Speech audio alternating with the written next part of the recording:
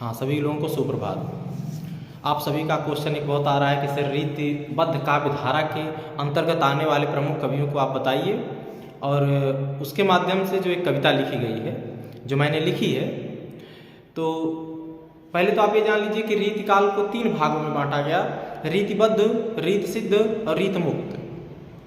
अब रीतबद्ध क्या है, रीत सिद्ध क्या है, रीत मुक्त क्या है, इसको हम अपने हिंदी साहित्य के इतिहास की क्लास जब चलेंगे तो उसमें विस्तृत समझ लेंगे।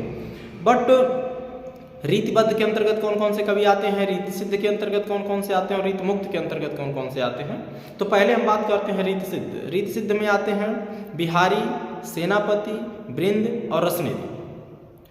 और रीत मुक्त में आते हैं आलम, घनानंद, बोधा, ठाकुर, द्विजदेव।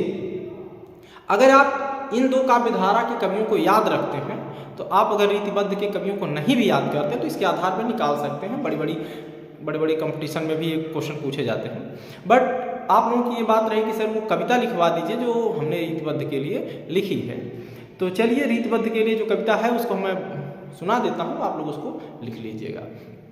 तो उसमें आते कौन कौन हैं कि केशवदास चिंतामणि, देवमती राम जी को, रघुनाथ जी को तो प्रसिद्ध कवि जानिए, कुलपति मिश्र जसवंत सिंह साथ रहे, दूल्ह कवि को तो एक जिद्दी कवि जानिए, सूरती भिखारी दास ग्वाल कवि बात कहे, मंडन जी को सबसे विरुद्ध कवि मानिए, सोमनाथ, रघुनाथ, गोविंद, प्रतापनाथ, भूषण, इन सभी को रीतबद्ध कवि जानिए।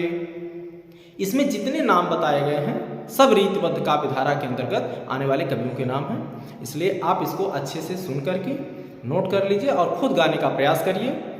और अगर आपको ये वीडियो अच्छी लगी है तो लाइक, शेयर और कमेंट कर दीजिएगा और चैनल को सब्सक्राइब कर लीजिएगा। बहुत बहुत धन्यवाद।